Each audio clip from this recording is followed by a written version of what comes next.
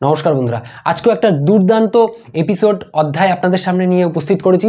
সেটা হলো পঞ্চমহাপুরুষ রাজযোগ, অর্থাৎ এটাও একটা রাজযোগ। আগের দুটো অধ্যায় আমরা কেন্দ্র ত্রিকোণ রাজযোগ সম্পর্কে পড়েছি, এখানে আমরা জানবো পঞ্চমহাপুরুষ রাজযোগ। সুতরাং পার্টটা খুব ইন্টারেস্টিং হতে চলেছে। খুব মনোযোগ সহকারে ভিডিওটা দেখবেন, স্কিপ করবেন না, কেটে কেটে দেখবেন না। ভিডিও ভালো লাগলে অবশ্যই লাইক করবেন, চ্যানেল যদি সাবস্ক্রাইব না করে থাকেন চ্যানেল অবশ্যই সাবস্ক্রাইব করবেন। তো চলুন শুরু করা যাক ভিডিও। আজকে আমরা জানবো পঞ্চমহাপুরুষ রাজযোগ। আগের দুটো অধ্যায়ে আমরা কেন্দ্র ত্রিকোণ রাজযোগ সম্পর্কে পড়েছি, এখানে আমরা জানবো পঞ্চমহাপুরুষ রাজযোগ সম্পর্কে। এখন আপনি ভাবতে পারেন যে কুষ্টি বিচার শেখাতে শেখাতে হঠাৎ করে আমি রাজযোগ সম্পর্কে কেন পড়াতে শুরু করে দিলাম। আসলে রাজযোগ সম্পর্কে সবারই আমাদের একটু জানার আগ্রহটা বেশি থাকে, ইন্টারেস্টটা বেশি থাকে, পড়ার প্রতি ইন্টারেস্টটা বেশি থাকে। যাতে আপনারা বোরিং ফিল না করেন, সেই জন্য বোর ফিল না করেন, সেই জন্য একটু রাজযোগ সম্পর্কে পড়িয়ে নিচ্ছি। তারপরে দশা নির্ণয় পড়ি, আবার কুষ্টি বিচার ব্যাপারটা শেখাবো, ঠিক আছে? তো দেখুন, পঞ্চমহাপুরুষ রাজযোগ যে গ্রহগুলো তৈরি করছে, পাঁচটা গ্রহ এই রাজযোগ তৈরি করছে। তার মধ্যে রাহু, কেতু, চন্দ্র এবং সূর্য এরা কিন্তু বাদ। রবি, চন্দ্র, রাহু, কেতু এরা এই পঞ্চমহাপুরুষ যোগ তৈরি করবে না।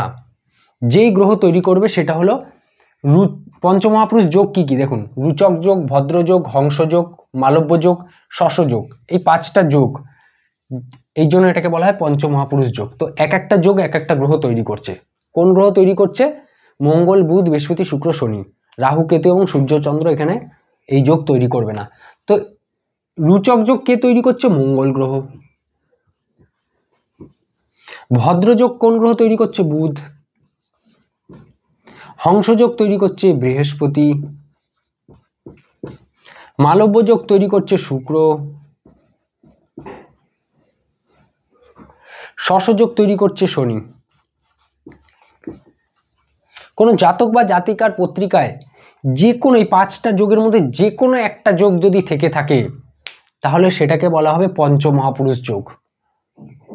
যে কোনো একটা যোগ যদি উপস্থিত থাকে, মঙ্গলের, বুধের, বৃহস্পতি, শুক্র বা শনির যে কোনো একটা যোগ যদি উপস্থিত থাকে তাহলে সেটাকে পঞ্চমহাপুরুষ যোগ বলা হবে। খুব বিরল পত্রিকায়, খুব কম জন্মপত্রিকায় কুষ্ঠিতে এই যোগ দেখা যায়। এবং আমরা দেখেছি যারা বড় বড় একটা জায়গায় রয়েছে তাদের দেখবেন এই পঞ্চমহাপুরুষ যোগগুলো তাদের জন্মপত্রিকায় পাওয়া যায়, ঠিক আছে? যাদের মধ্যে মানে এই পঞ্চমহাপুরুষ যোগ যদি থেকে থাকে কারোর পত্রিকায়, তাহলে দেখবেন তার নেম, ফেম, যশ, খ্যাতি, এই গ্রহের দশা যখন আসবে, যে গ্রহ এই যোগ তৈরি করবে সেই গ্রহের দশার সময় তার উন্নতি, সাফল্য সব কিছু আসবে, ঠিক আছে? তো এই যোগ তৈরি করার পেছনে, এই যোগ তৈরি করার জন্য কিছু নিয়ম আছে। সেই নিয়মগুলো, যে কোনো যোগ তো যে কোনোভাবে তৈরি হয়ে যায় না, নিয়ম ভিত্তিক সেই যোগ তৈরি হয়। তো নিয়মটা কি? গ্রহকে অবশ্যই কেন্দ্রস্থানে থাকতে হবে। এখানে ত্রিকোণের কিন্তু কোনো ব্যাপার নেই। কেন্দ্র ত্রিকোণ যে রাজযোগ আমি পড়িয়েছিলাম সেখানে ত্রিকোণেরও ব্যাপার ছিল বা কেন্দ্রেরও ব্যাপার ছিল। এখানে কিন্তু কেন্দ্রের ব্যাপার আছে, কিন্তু ত্রিকোণের কোনো মানে এখানে নেই, ব্যাপার নেই।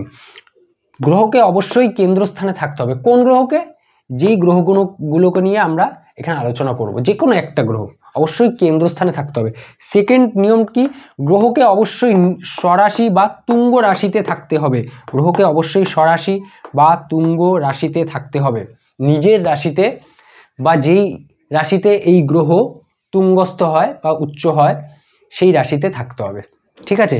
এই দুটো কিন্তু নিয়ম এখানে রয়েছে। তো আজকে আমরা যেটা পড়বো সেটা হলো রুচক যোগ মঙ্গলের। পরের অধ্যায়গুলোতে ভদ্রযোগ, হংসযোগ, মালব্য যোগ এবং শশযোগ পড়বো। আজকে যেটা পড়বো মঙ্গল দ্বারা সৃষ্ট রুচক পঞ্চমহাপুরুষ যোগ, সেটা যে রাজযোগটা আছে সেটা সম্পর্কে আমরা আজকে জানবো, ঠিক আছে? আপনি যে কোনো লগ্নের ক্ষেত্রে এটা আপনি অ্যাপ্লাই করতে পারেন। আমি এখানে যদিও মেষ লগ্ন দিয়ে দেখিয়েছি, এই নিয়মটা হলেই হবে এবং এই কটা গ্রহের মধ্যে যে কোনো একটা গ্রহ এই নিয়মের মধ্যে পড়লেই হবে, ঠিক আছে? যে কোনো লগ্নের ক্ষেত্রে। তো আমি দেখতে পাচ্ছেন যে ছক এঁকে রেখেছি এবং ছকের মধ্যে রাশির নামগুলোও লিখে রেখেছি। আপনারা জানেন যদিও এগুলো, আমি তাও লিখে রাখলাম। যেটা লগ্ন হয় সেই ঘরটায় 1 নম্বর বসে যায়, এটাও আমি বহুবার বলেছি। ধরুন এটা মেষ লগ্ন, তাহলে এখানে 1 নম্বর বসে যাবে। কি এই রাজযোগ জানার জন্য অবশ্যই আপনাকে কেন্দ্রের ঘর কোনগুলো সেগুলো অবশ্যই আপনার নলেজে থাকতে হবে। যারা আমার ভিডিও দেখে আসছেন প্রতিনিয়ত তারা একদম জানেন। আমি তাও এখানে লিখে দিচ্ছি 1, 4, 7, 10 এই নাম্বারগুলো যেই ঘরে লেখা থাকবে সেইগুলো হলো কেন্দ্রের ঘর। যে কোনো লগ্নের ক্ষেত্রে, যদি মেষ লগ্ন হয় এটা 1 নম্বর, এটা 4 নম্বর, এটা 7, এটা 10, বুঝতেই পারছেন, ঠিক আছে? যে কোনো লগ্নের ক্ষেত্রে যেখানে 1, 4, 7, 10 এই নাম্বার লেখা থাকবে সেগুলো কেন্দ্রের ঘর। কারণ কেন্দ্রের ঘর না জানলে তো আপনি এই ফর্মুলাটা অ্যাপ্লাই করতে পারবেন না, যে কেন্দ্রতে উপস্থিত থাকতে হবে গ্রহকে। এখন দেখা যাক যে মেষ লগ্নে মঙ্গল 1, 4, 7 বা 10 নম্বর ঘরে উপস্থিত থাকলে রুচক এই পঞ্চমহাপুরুষ যোগ তৈরি করতে পারছে কিনা। তো এখানে দেখুন মঙ্গল যদি 1 নম্বর ঘরে উপস্থিত থাকে তাহলে কি এই যোগ তৈরি হবে? 1 নম্বর ঘর কি? মেষ রাশি। মেষ রাশি কার ঘর? মঙ্গলেরই ঘর। তাহলে 1 নম্বর ঘর কেন্দ্রস্থানও, সেটা আমরা জানি। তাহলে দুটোই অ্যাপ্লাই হয়ে যাচ্ছে, কেন্দ্রস্থানও হচ্ছে এবং গ্রহকে অবশ্যই স্বরাশি বা তুঙ্গ রাশিতে থাকতে হবে, সেটাও মিলে যাচ্ছে। স্বরাশিতে রয়েছে, তার মানে মঙ্গল যদি এখানে থাকে, তাহলে কিন্তু এই রুচক মহাপুরুষ যোগ রাজযোগটা তৈরি হচ্ছে। মঙ্গল যদি এখানে থাকে 4 নম্বর ঘর, আমরা 1, 4, 7, 10 এই ঘরগুলোতেই দেখব। 4 নম্বর ঘর যদি এখানে থাকে মঙ্গল, তাহলে কি হচ্ছে? এখানে তো নিজের রাশি না, এটা তো চন্দ্রের রাশি, এবং এখানে তুঙ্গ হয় না, এখানে বরং নিচস্থ হয়। তার মানে এখানে এই যোগ তৈরি হবে না। সিংহ রাশি তো বাদ দিন, এটা 7 নম্বর ঘর কেন্দ্রস্থান। এখানে কি রাশি রয়েছে? তুলা রাশি। তুলা রাশি না তো মঙ্গলের নিজের রাশি, না এটা তুঙ্গ রাশি। 10 নম্বর ঘর, এটা মঙ্গলের নিজের রাশি নয়, এটা শনিদেবের রাশি মকর, কিন্তু মকর রাশিতে শনিদেব তুঙ্গস্থ হয়, এবং 10 নম্বর ঘর কেন্দ্রস্থানও, সেটা আমরা কিন্তু জানি।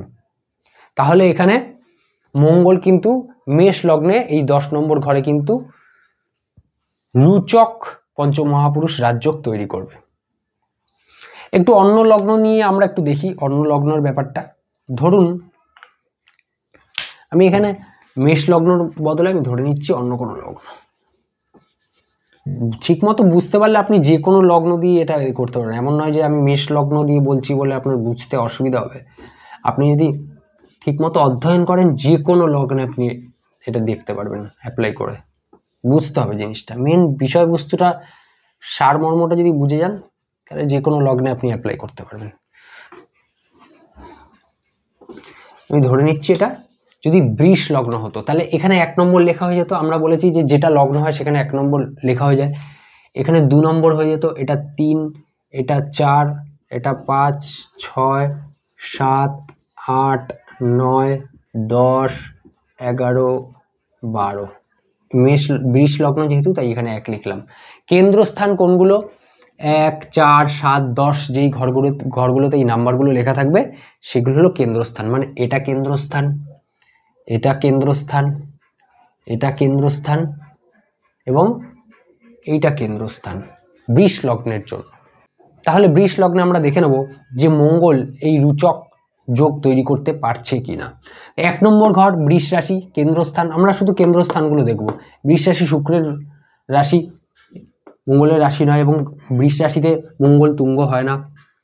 4 নম্বর ঘর সিংহ রাশি, এটা রবি দেবের রাশি এবং এখানেও তুঙ্গ হয় না মঙ্গল।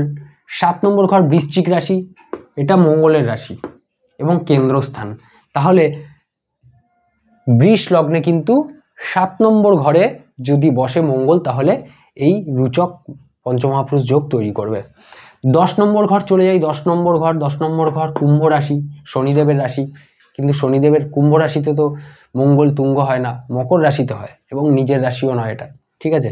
তাহলে বৃষ লগ্নে কেবলমাত্র 7 নম্বর ঘরে মঙ্গল এই রুচক পঞ্চমহাপুরুষ যোগ তৈরি করতে পারবে। দেখুন দ্বিস্বভাব লগ্নের ক্ষেত্রে, দ্বিস্বভাব লগ্ন কোনগুলো? আমরা জানি বৃহস্পতি রাশি এবং বুধের রাশি, এটাকে বলা হয় দ্বিস্বভাব রাশি। তো দ্বিস্বভাব রাশির লগ্ন মানে বুধ বা বৃহস্পতির রাশির লগ্ন যদি কেন্দ্রে উপস্থিত থাকে, মানে 1 নম্বর ঘরে মানে লগ্ন হয়ে থাকে, তাহলে দেখবেন কেন্দ্রে এদেরই রাশি রয়েছে, মানে 1, 4, 7, 10 এই ঘরগুলোতে বুধ এবং বৃহস্পতির রাশি থাকবে যদি বুধ বা বৃহস্পতি লগ্নপতি হয়। এটা রুলস, এটা নিয়ম, ঠিক আছে? সুতরাং মঙ্গল তো নিজের রাশি তাহলে পাচ্ছে না দ্বিস্বভাব লগ্নের রাশিতে, এবং এই বুধ বা বৃহস্পতির রাশিতে মঙ্গল তুঙ্গস্থও হয় না, তাই মিথুন লগ্নে, কন্যা লগ্নে, ধনু লগ্নে এবং মীন লগ্নে, যেটা বুধ এবং বৃহস্পতির রাশি, সেই লগ্নে কিন্তু মঙ্গল রুচক পঞ্চমহাপুরুষ যোগ তৈরি করতে পারবে না। আমরা একটু দেখে নিই।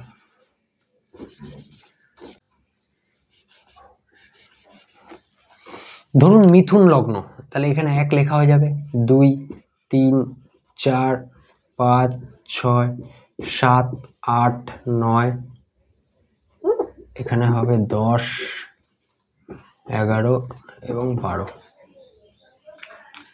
আমরা জানি 1 4 7 10 এগুলো কেন্দ্রস্থান, এই ঘরগুলোতেই কি করতে পারবে, পঞ্চমহাপুরুষ যোগ তৈরি করতে পারবে যে কোনো গ্রহ, যে গ্রহগুলো আমি বলেছি, ঠিক আছে। তো এইটা আপনারা দেখতে পাচ্ছেন যে কেন্দ্রস্থান, এটা কেন্দ্রস্থান, 7 নম্বর ঘর এটা কেন্দ্রস্থান, এটা কেন্দ্রস্থান। তো দেখুন এই যখনই বুধ বা বৃহস্পতির লগ্ন হবে তখন দেখবেন কেন্দ্রস্থানে বুধ এবং বৃহস্পতির রাশিই থাকবে।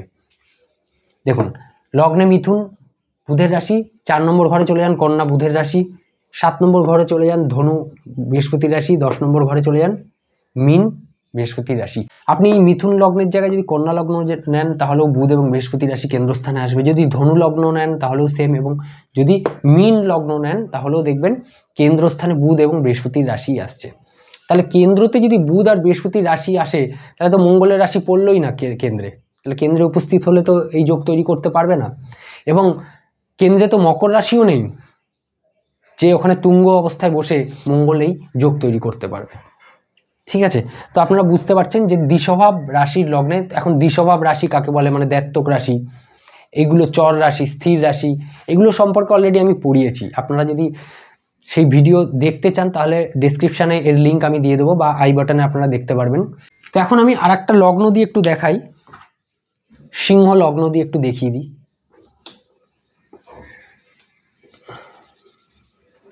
কেউ একজন কমেন্ট করেছিলেন যে সিংহ লগ্ন দিয়ে একটু দেখান তাহলে ভালো হয়। তো আপনি এমন নয় যে জিনিসটা মেন জিনিসটা বুঝতে পারেন, যে কোনো লগ্নের ক্ষেত্রে কিন্তু সেম নিয়ম, তবু দেখিয়ে দিচ্ছে, ঠিক আছে। ধরুন সিংহ লগ্ন, তাহলে এখানে 1 লেখা হয়ে যাবে, 2 3 4 5 6 7 8 9 10 11 12।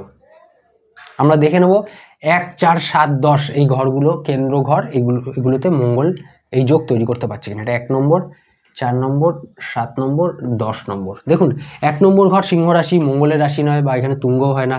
4 নম্বর রাশি এখানে বৃশ্চিক, তাহলে এখানে মঙ্গলের নিজ স্থান, তাহলে সিংহ লগ্নে কিন্তু 4 নম্বর ঘরে মঙ্গল রুচক পঞ্চমহাপুরুষ যোগ তৈরি করছে। 7 নম্বর ঘরে কুম্ভ রাশি, এখানে না তো মঙ্গলের নিজের রাশি, না এখানে তুঙ্গ হয়। এবং 10 নম্বর ঘরে বৃষ রাশি, শুক্রের রাশি, না নিজের রাশি, না এখানে তুঙ্গস্থ হয়। 10 নম্বর ঘর এটা। তো এখানে দেখুন আমি হয়তো 10 নম্বর ঘর বলতে গিয়ে বাই চান্স হয়তো মুখ থেকে 10 নম্বর রাশি মুখ থেকে বেরিয়ে যেতে পারে, বলার সময় একটু স্পিচে প্রবলেম হয়ে যায়, অনেক সময় ভুল করে মুখ থেকে বেরিয়ে যায়। তো সেটা আপনারা হয়তো সেই ভুল ত্রুটি আপনারা আশা করি মার্জনা করে নেবেন। তো এখন দেখতে পাচ্ছেন যে কিভাবে পঞ্চমহাপুরুষ যোগ তৈরি হচ্ছে। তাহলে পঞ্চমহাপুরুষ যোগ তৈরি করার জন্য এই শর্ত দুটো কিন্তু অবশ্যই লাগবে, মনে রাখবেন। গ্রহকে অবশ্যই কেন্দ্রস্থানে উপস্থিত থাকতে হবে, এবং গ্রহকে অবশ্যই নিজের রাশিতে অথবা তার তুঙ্গ রাশি, গ্রহ যেই রাশিতে তুঙ্গস্থ হয় সেই রাশিতে উপস্থিত থাকতে হবে। মঙ্গল মকরে তুঙ্গ হয়, বুধ কন্যা রাশিতে তুঙ্গস্থ হয়, এগুলো অলরেডি আমরা জেনেছি, পড়েছি। আমার যারা পাঠ আপনারা পড়ে আসছেন তারা জানেন। এটারও লিঙ্ক আমি এই ভিডিওটারও তুঙ্গস্থ রাশির লিঙ্কও আমি ডেসক্রিপশানে দিয়ে দেবো, এবং আই বাটনেও সম্ভব হলে আপনারা দেখতে পারবেন। পরের যে যোগগুলো রয়েছে, হংসযোগ, ভদ্রযোগ, মালব্য যোগ, শশযোগ, সেগুলো নিয়ে আমি নিয়ে আসব। তো দেখতে থাকুন ভিডিও ভালো লাগলে অবশ্যই লাইক করবেন, চ্যানেল সাবস্ক্রাইব করে নোটিফিকেশানে গিয়ে অল অপশানটা দাবিয়ে দেবেন, যাতে যখনই আমি ভিডিও আপলোড করি আপনি সূচনা পেয়ে যান। তো আজকের মতো এই পর্যন্তই, দেখা হবে পরের ভিডিওতে। ভালো থাকুন, সুস্থ থাকুন।